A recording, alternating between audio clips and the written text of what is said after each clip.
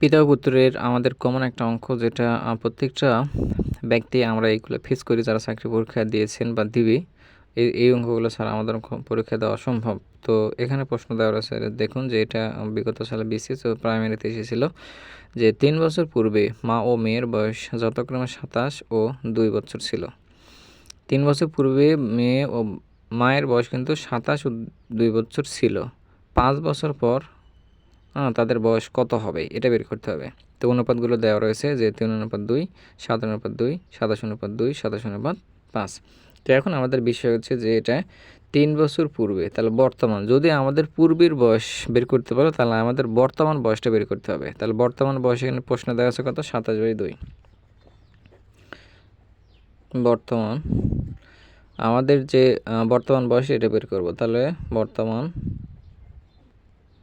বয়স। তো এখন দেখুন যে আমাদের বলা হচ্ছে 3 বছর পূর্বে। প্রশ্ন কি বলছে যে 3 বছর পূর্বে মা ও মেয়ের বয়স 27 এত। তাহলে হচ্ছে মা ও মেয়ের বয়স কত, 27 ও 2 বছর। তাহলে যদি আমাদের যদি বলে পূর্বে 27 বছর ছিল, তাহলে 27 পূর্বে কত ছিল, 27 বছর। পূর্বে কত ছিল, 27 বছর। তাহলে এটি 27 থেকে বর্তমান বয়সটা বের করবে। মনে করুন আপনার বয়স পূর্বে ছিল 22 বছর অথবা 26 বছর। তাহলে পূর্বে আপনার বয়স 26 বছর ছিল 3 বছর পূর্বে। তাহলে এখন আপনার বয়স কত, তাহলে 26 আর 3, মনে করেন যে 26 আর 3 কত, 9।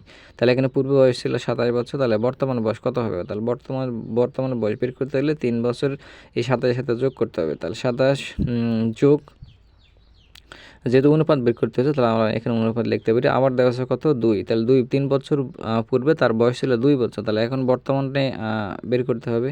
যেহেতু প্রশ্নে বলা হয়েছে যে পরবর্তী বছর, তাহলে পরবর্তী বছর নির্ণয় করতে গেলে অবশ্যই বর্তমান বয়স বের করতে আগে হবে। তাহলে আমরা যদি 2-এর সাথে 3 বছরটা যোগ করি, কারণ 3 বছর পূর্বেও তার বয়স ছিল 2 বছর, তাহলে 3 বছর পরে তার বয়স কত হবে, 5 বছর।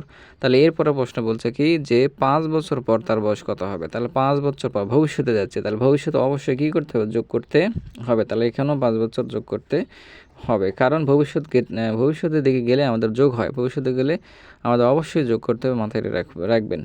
তো এখন 27, তাহলে এটা দেখুন 27 3 10, 27 আর 3 30, আর 5 35, তাহলে কত হবে 35 অনুপাত। তাহলে এখানে হচ্ছে যে 5 3 8 2 10, তাহলে এখানে কত হবে 10।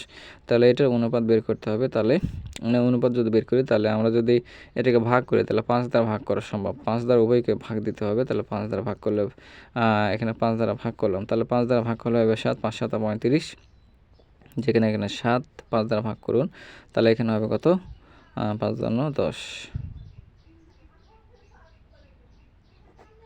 তাহলে 7/2। তাহলে এখানে আমাদের অনুপাত যে দেওয়া রয়েছে, তো এটা কত দেওয়া রয়েছে, তাহলে 3:2, 7:2, 27 ও 27:5। তাহলে আমাদের 27 এটা হচ্ছে যে 7:2, এটা সঠিক। তাহলে আমাদের অনুপাতের প্রশ্ন বের হয়েছে কত, 7:2, আমাদের এটা সঠিক। তাহলে এইভাবে আমরা প্রতিপত্তির অঙ্কগুলো সমাধান করতে পারি।